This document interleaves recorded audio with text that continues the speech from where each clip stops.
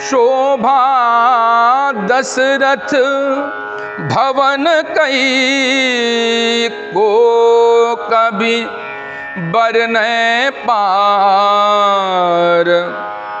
जहाँ सकल सुरसीस मणि राम लीन अवतार। जहाँ मर्यादा पुरुषोत्तम श्री राम ने अवतार लिया, ऐसे दशरथ के भवन का और अयोध्यापुरी का वर्णन कोई कैसे कर सकता है। जहाँ पर सच्चिदानंद घन परमात्मा जो कि संपूर्ण सृष्टि के निर्माता हैं और जिनके भ्रकुट के इशारे मात्र से सारे संसार में प्रलय हो जाता है, ऐसे परमात्मा श्री हरि जहाँ पर जन्मेंगे वहाँ की शोभा का वर्णन कौन कर सकता है। भूप भरत पुनि लिए बुलाई, हय गय स्यंदन साजहु जाई। और महाराज दशरथ ने भरत शत्रुघ्न को आदेश दिया कि तुम लोग जाकर के सुंदर रथ, हाथी, घोड़े इत्यादि सैनिकों से कहो, मंत्रियों से कहो, सेनापतियों से कहो कि वे सब बड़े बड़े रथ तैयार करें और हाथी और घोड़े सजाए जाएं। भरत सकल साहनी बुलाए, आय सुदीन मुदित उठि धाये। उस समय भरत जी ने घुड़साल के अध्यक्ष जो मंत्री हैं, जो वहाँ के सेनापति हैं, सबको बुला करके वे कार्य बांटने लगे। तो कहते हैं वे बड़े प्रसन्न होकर के उठे। एक राजा का, एक शासक का यह कर्तव्य है कि वो अपनी प्रजा को प्रसन्न रखे। दो प्रकार की आज्ञा का परिपालन होता है। एक आज्ञा होती है जो भय के कारण मानी जाती है, लोग डरते हैं इस वजह से पालन करते हैं। और एक आज्ञा होती है जिसको लोग शिरोधार्य करते हैं। और यहाँ पर गोस्वामी जी लिखते हैं कि आये सुदीन मुदित उठी धाई। वे सब बड़े प्रसन्न होकर के दौड़े, मानो वो चाहते हैं कि कब हमें भरतलाल जी कुछ कहेंगे और कब हम उनके काम आएंगे। सुभग सकल सुठी चंचल करनी, आय इव जरत धरत पग धरनी। नाना जाति न जाहि बखाने, निदर पवन जनु चाहत उड़ाने। ऐसे ऐसे घोड़े हैं जो कि समझ में ही नहीं आ रहा कि कब जमीन में पैर रखते हैं और कब दौड़ने लगते हैं। कहने का तात्पर्य, दौड़ते दौड़ते कोई ये नहीं देख सकता कि इनके पैर कब जमीन पर पड़े, इतने शीघ्रगामी हैं। और नाना प्रकार के वर्णों के हैं, नाना प्रकार की उनकी जातियां हैं। बांधे बिरद बीर रन गाड़े, निकसि भये पुरबाहिर ठाढ़े। फेर ही चतुर तुरग गति नाना, हर सही सुनी सुनी पनव निशाना। हाथी, घोड़े, पालकियां, रथ, ये सब सजा दिए गए हैं। बड़े बड़े वीर, बड़े बड़े मंत्री, बड़े बड़े विद्वान, बंदी, मागध, सूत, नट इत्यादि जितने भी हैं वे सब अपने पुर के बाहर आ गए हैं और सभी आज भगवान श्री राम से मिलने के लिए मिथिला प्रस्थान करना चाहते हैं। चढ़ी चढ़ी रथ बाहिर नगर लागी, झुरन बरात। होत सगुन सुंदर सबही, जो जही कारज जात। कोई रथ में है, कोई घोड़े में है, तथा कोई हाथी में है। सुंदर रथ इत्यादि लेकर के अब बारात नगर के एक विशाल मैदान में एकत्रित होने लगी और सबको सुंदर सगुन हो रहे हैं। संसार में जब हम भगवान का कार्य करते हैं तो जीवन में सगुन ही सगुन होते हैं, अर्थात अच्छाई ही अच्छाई होती है। क्यों? मंगल भवन अमंगल हारी, द्रवहु सो दशरथ अजिर बिहारी। दशरथ के अजिर में बिहार करने वाले भगवान श्री राम हैं ही मंगल के भवन और अमंगल का हरण करने वाले। जो लोग भी इनका नाम जपते हैं, जो इनके चरित्रों का श्रवण करते हैं, उनके जीवन में मंगल ही मंगल होता है। चाहे आप किसी भी प्रकार से नाम जपो, किसी भी प्रकार से उनका स्मरण करो, निश्चित रूप से वे आपके मनोरथों को पूर्ण करते हैं। कई बार भगवान हमारे अनेकों कार्य बनाते हैं, फिर भी मन में एक लालसा रहती है कि भगवान हमें दर्शन दें। तो भगवान दर्शन तो हमें दे दें, पर हमारे अंदर पात्रता भी होनी चाहिए। भगवान श्री कृष्ण ने अर्जुन को जब विराट स्वरूप दिखाना चाहा तो अर्जुन से भगवान ने कहा कि इन नेत्रों से तुम हमको नहीं देख पाओगे, इसलिए दिव्यम ददामि ते चक्षुः, मैं तुमको दिव्य दृष्टि प्रदान करूंगा। कहने का तात्पर्य कि हमारे जीवन काल में कई बार भगवान हमारी सहायता करते हैं। हो सकता है वो किसी वेश में हमारे सामने आए भी हों और हम ना पहचान पाए। इसलिए संसार में हमारे जो गुरुजन हैं, हमारे जो माता पिता हैं, हमारे जो आराध्य हैं, उनमें ईश्वर का ही रूप हमें देखना चाहिए।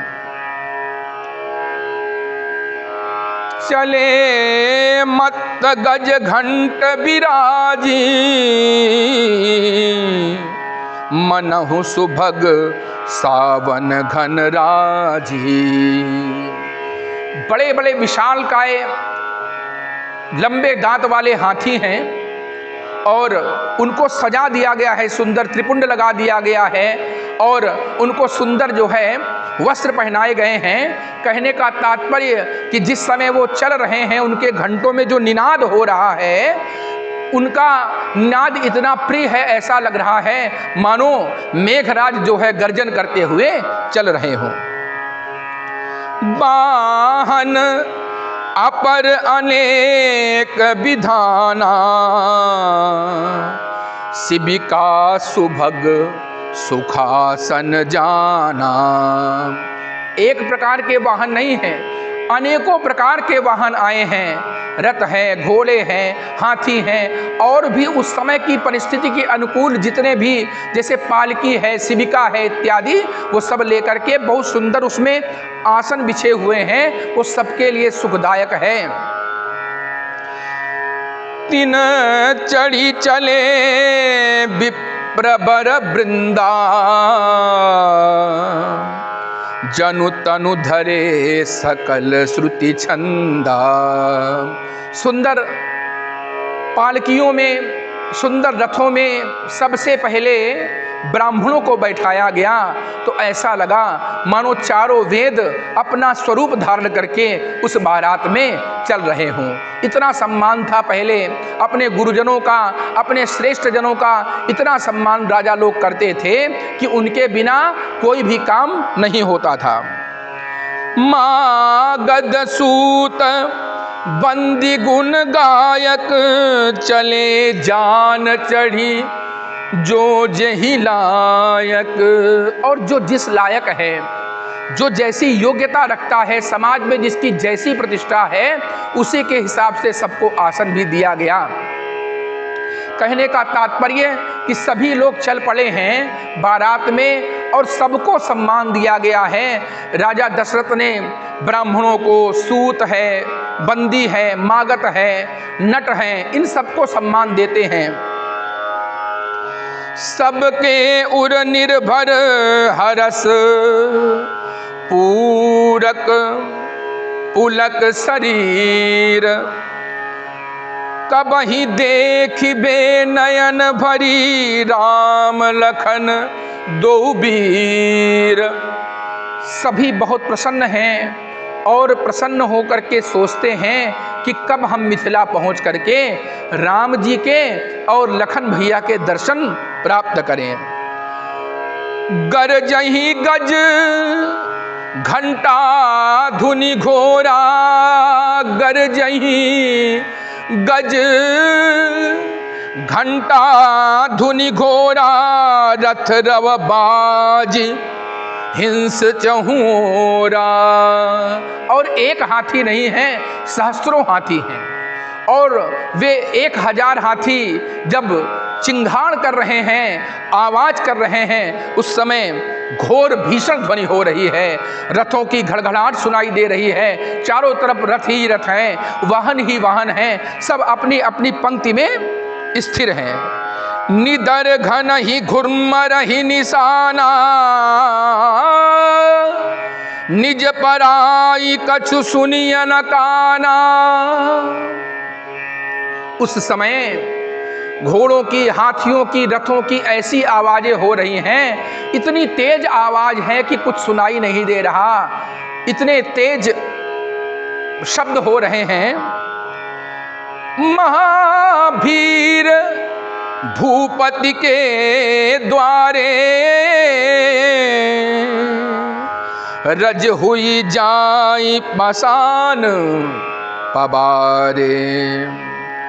चढ़ी अटारनी देखहि नारी, लिए आरती मंगल थारी। महान भीड़ हुई है दशरथ जी के उस महल में, उस नगर में, और जो वहाँ की पूर्वासिनी स्त्रियां हैं वे सब मंगल आरती कर रही हैं।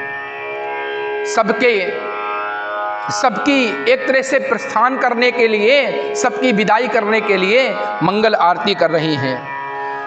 गावहि गीत मनोहर नाना, अति आनंद न जाए बखाना। सुंदर मनोहारी वाणियों से सुंदर सुंदर गीत गा रही हैं, और उस समय के आनंद का कोई वर्णन नहीं कर सकता। क्यों? क्योंकि भगवान तो आनंद स्वरूप हैं, इसलिए भगवान को कहते हैं सच्चित और आनंद। वास्तविक आनंद परमात्मा में ही है।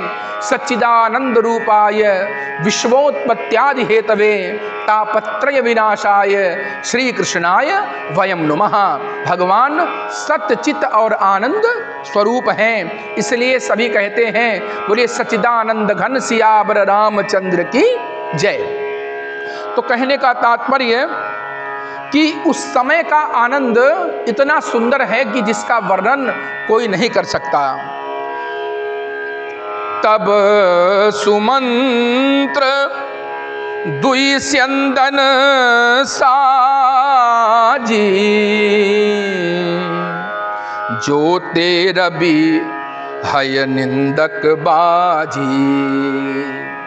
मंत्रियों में सर्वश्रेष्ठ भगवान श्री रामचंद्र जी भी जिनको आदर देते हैं और दशरथ के परम मित्र हैं, उनके मंत्री भी हैं, ऐसे सुमंत्र जी ने 2 रथ तैयार किए। और कैसे रथ हैं?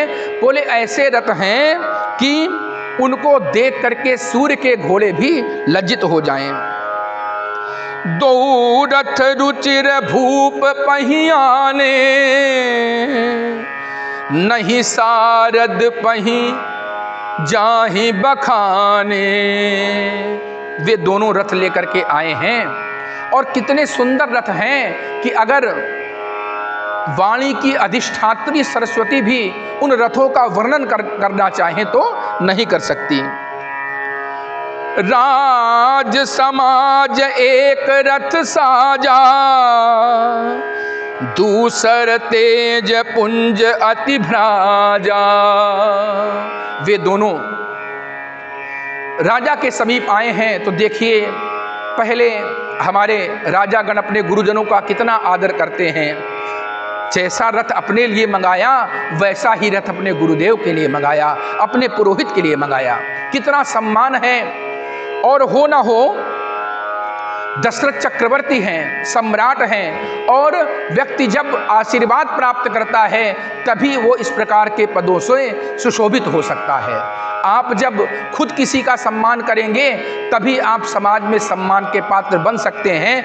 अगर आप बहुत लोगों का उपहास उड़ाते हैं तो समाज से सम्मान की अपेक्षा ना कीजिएगा, और अगर मिलता भी है तो वो झूठा सम्मान होगा। सम्मान भी दो प्रकार का होता है।